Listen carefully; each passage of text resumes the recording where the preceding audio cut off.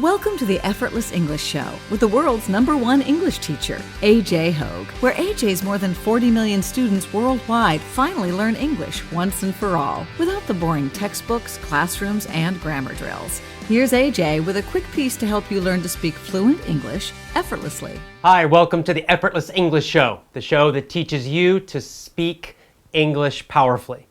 Go to effortlessenglishclub.com and try my VIP program for just $1. Now, during the last show, I talked about my experience running, starting to exercise again. And I talked about how an exercise program, running or lifting weights, anything, in many ways is similar to learning English. Now, in the last show, I was struggling. I talked about all the difficulty and pain I felt as I tried to restart my running exercise program. So now time for an update. It's been a couple of weeks, and I'm happy to report that I'm feeling stronger and better. And in fact, just a couple days ago, I had an experience. It's an experience that you can also have in your English learning, that you can have in many different parts of life. A powerful experience. This experience goes by many names. What is it? What am I talking about? I'm talking about the experience of being in a flow state. I like to call this the effortless effort state, or even just the effortless state for short. And by state, I mean feeling, emotion. So it's the feeling of effortlessness. There was a famous book named Flow that is about this same experience, the same feeling. It's a powerful feeling of working very hard on one hand, but on the other hand, feeling like everything you're doing is completely effortless. Like you're not even trying. You're doing a great job. You're working hard. You're productive. You're achieving amazing things. And yet, internally, inside you, it feels easy. It feels effortless. And in fact, Effortless English, the name, comes from this exact feeling. That's why I call it Effortless English. You can understand this in exercise and in sports. It's really easy to understand. So here's what happened. I'm running along. I'm out at the park again, doing my long run for the week. Once a week, I do a long run. And, after 10 or 20 minutes, I'm still plodding along. To plod means to kind of jog very slowly, like a big, heavy horse. Boom, boom, boom.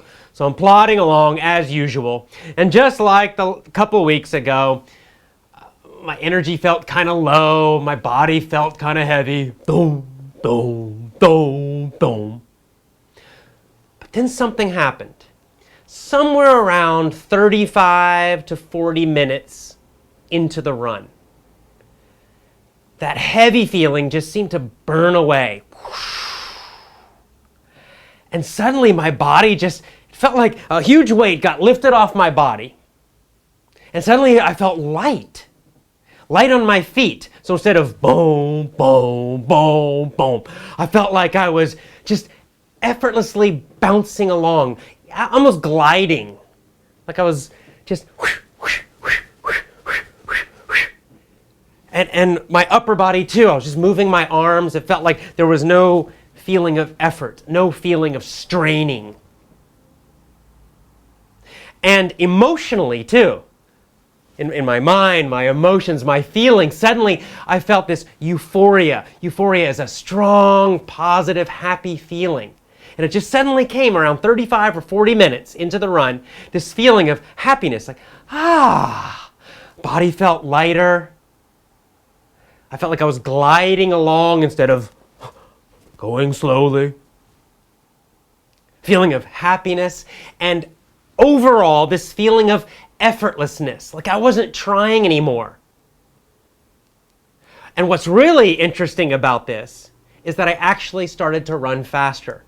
I didn't try to run faster. I didn't want to run faster consciously. I didn't think I must run faster. It's just that because I was feeling lighter, because I felt more energetic, because I felt happier, because as I was running I felt effortless, just naturally my body sped up, my running sped up, my pace got faster. This is the state of effortlessness. Let's talk about what exactly happens in that state. What was happening during my run? Well, on one hand, if we looked at it scientifically, just measured different things in my body, we would say I was using more effort. I was doing more work. For example, if we measured my heart rate probably got faster because I started to run faster. So my heart was working harder. And of course, I started breathing a little bit harder because once again, I was going faster. I was sweating a lot because it was a hot day. So on one hand, it seems like I'm using a lot of effort. Physically, scientifically, we would say, oh, AJ's expending a lot of effort, using a lot of effort. But on the other hand, internally, in terms of my feelings, it was the complete opposite. I felt totally effortless. Everything felt easier. I felt lighter. I felt faster. I felt more energetic. And this is it's a paradox. Again, a paradox is something that seems to be opposite, but it's not. And this is this state or feeling of effortless effort. Effortless effort. It feels effortless even though you're actually doing a lot of work. That is what the effortless English system is all about. That same feeling. Because while I had this feeling as a runner, you can also have this feeling learning something. You can have this feeling in any area of life, including and especially with English. So that as you're learning English, on one hand, you might be actually using a lot more effort, doing more work. For example, listening to English more hours every day, speaking more, speaking faster, understanding faster. But on the other hand, it all feels easier, effortless, just like speaking your own language does. So this is the big goal of our system, of the effortless English system, is to achieve that feeling of effortlessness as you learn English, as you speak English. So I felt it running this week. It was amazing. This is what runners call the runner's high. It's just a feeling, a state of effortlessness. The big question, of course, is how do we achieve that state? How can we achieve that consistently? Right? It sounds great. Of course, if you experience this, you know it's wonderful. But how do we create that? How can we design a program for learning English, for exercise, for anything, so that we frequently and consistently feel this state of effortlessness? Because when we feel effortless, we do more work, but it feels better. We'll get to that in a moment. First, our first Twitter question. This is from Payne Hay, is the Twitter name. And Payne Hay actually says, I have a friend that will go to an English school soon. How can I change his mind? So Payne Hay doesn't feel that English schools are very useful. He's worried about his or her friend, wants to change the friend's mind and convince them, I guess, to try effortless English or to try some other independent learning method. Well, it just so happens that on August 14th, I did a show about how to choose an English class or an English school. So I recommend just tell your friend to watch the video. Send a link to that video. It was just 2 shows ago, not the last show, but the one before that. On August 14th, it's on my YouTube channel, youtube.com/AJ Hoge, AJ Hoge. So you don't need to try to convince your friend. You know, I'm happy, of course, when our members and our followers and our fans tell their friends about Effortless English. Tell your family about Effortless English. That's great. But you don't need to annoy them. You don't need to pressure them. Just have them watch one of my videos or have them sign up for my email course. And if they want to try Effortless English, they will. And if they don't, they won't. It's okay. You are not responsible for their learning. You can suggest something different, but it's their decision in the end. All right, let's go back to the state of effortlessness. How can we create it? Well, again, we can look at the world of exercise, and specifically running, to get some ideas about how to achieve effortlessness and how to create it so that we feel that more and more often learning English. How do you do it as a runner, first of all? Well, as you know from my last episode, I started a few weeks ago trying to run. I had taken a long break, 6 months or more. And so trying to restart my exercise program was very tough, lots of pain, lots of effort. It did not feel effortless at all. But I kept going anyway.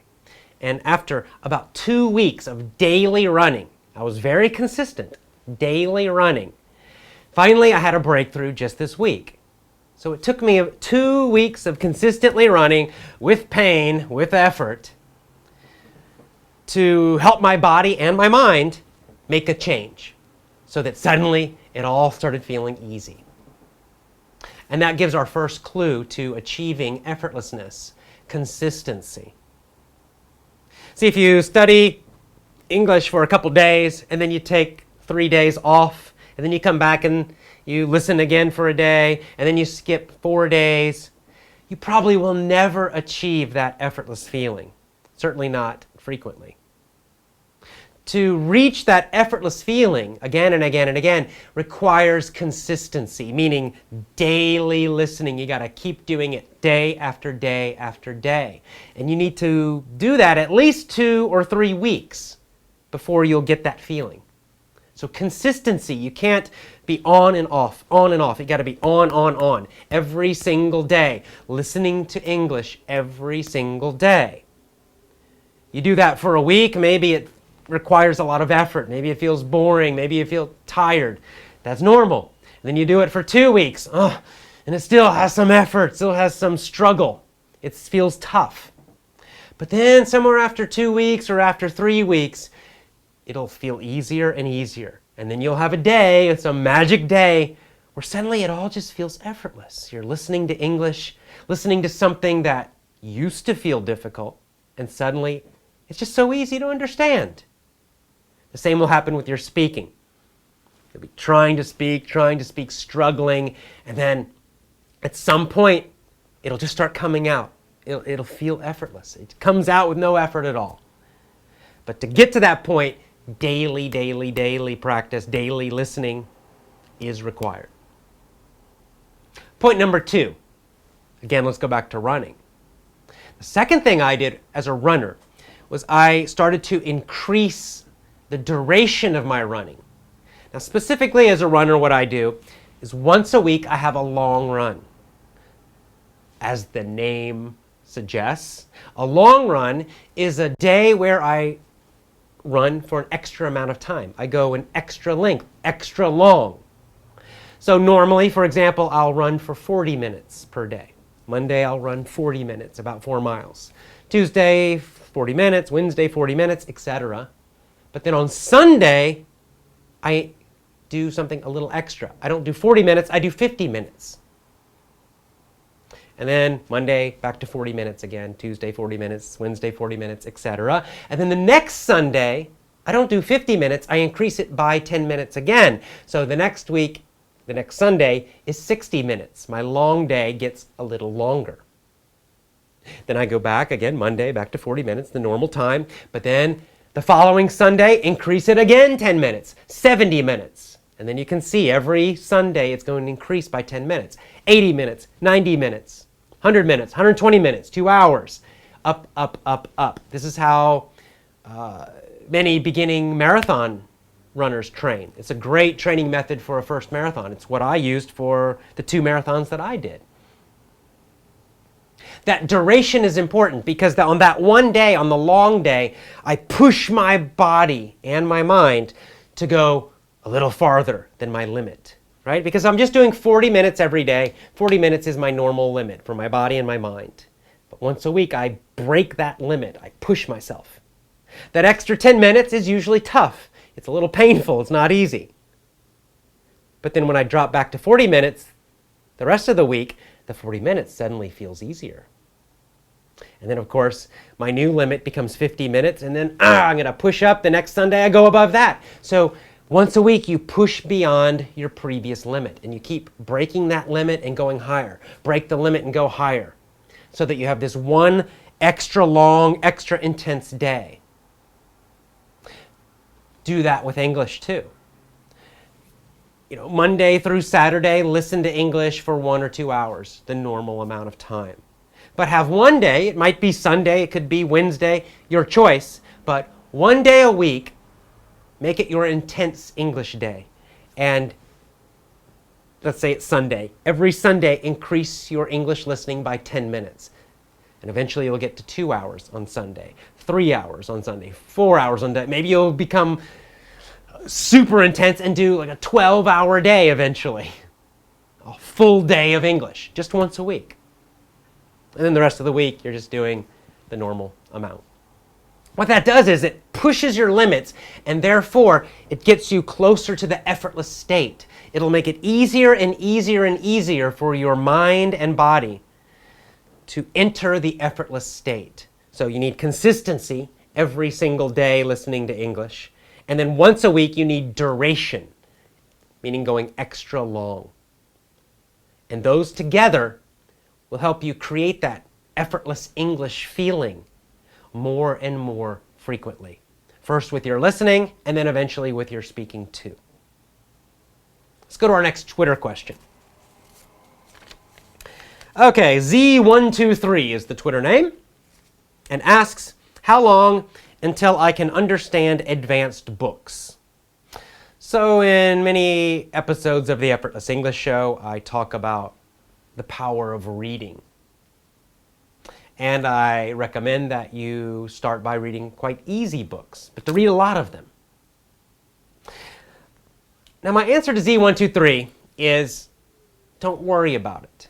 Too many people get so focused on what will I be able to do in 6 months, in 3 months, in 1 month, in 1 year. Or another common mistake is to focus on how long until I can speak perfect English?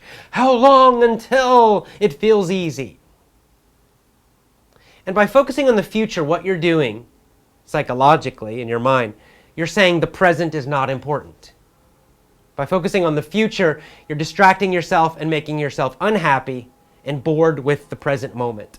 That's a bad strategy. It will not help you achieve success. So instead of focusing on when will I understand advanced books, instead focus on what books can I read now that are interesting to me. So if you're reading easy books right now, don't worry about when you will understand advanced books. You will. Instead, just find lots of easy books that are interesting to you, enjoyable for you. And then eventually, you'll get to an intermediate level of reading. And then focus on finding interesting and useful intermediate level books for you. They might be storybooks, it might be nonfiction, whatever it is. Focus on what is available to you now, what's useful to you now, what's enjoyable to you now. By doing that, again, you'll achieve this feeling of effortlessness as you read, and then you'll improve much faster. And you actually will achieve that advanced level much faster than if you're constantly worrying about it. When will I succeed? When will I succeed? It doesn't work. It also doesn't work in exercise. If you're trying to train for a marathon, for example, 26 miles, if you're only running 3 miles now, it will not help you to constantly be thinking, when will I run 26? When can I run 26? because it will seem too far away. You're only running 3 now. Instead, just say, I'm running 3 miles, I'm going to enjoy it. And next week I'll run 4. Don't worry, the 26 will happen if you just slowly increase each time. It's the same for English, it's the same for any goal in life. All right, finally, the Effortless English news. What's going on in the world of effortless English? First of all, a little bad news for the folks in Vietnam. My Vietnam trip has been canceled. I won't go into the details of why, but I'm not visiting Vietnam this fall. However, the good news for Vietnam is that my book will be published as a Vietnamese translation, so in Vietnamese, on October 15th. So go to your local bookstore in Vietnam, anywhere, and ask them for the book Effortless English is the title, by AJ Hoge. I'll get the Vietnamese title soon, the translation, but if you say Effortless English by AJ Hoge, they can order the book for you. The book will also be available for the international audience, for most of you, by the end of October. You will be able to buy it on Amazon or Kobo, or even go to your local bookstore and ask them, and they can order it online or order it from the distributor. So you can buy the print copy of the book at a bookstore or the ebook online. That's all for the Effortless English News. That's all for the Effortless English Show this week. Good luck to you as you get into that effortless state of both learning English and speaking it. Go to effortlessenglishclub.com and try my VIP program for just $1. See you next time. Bye for now.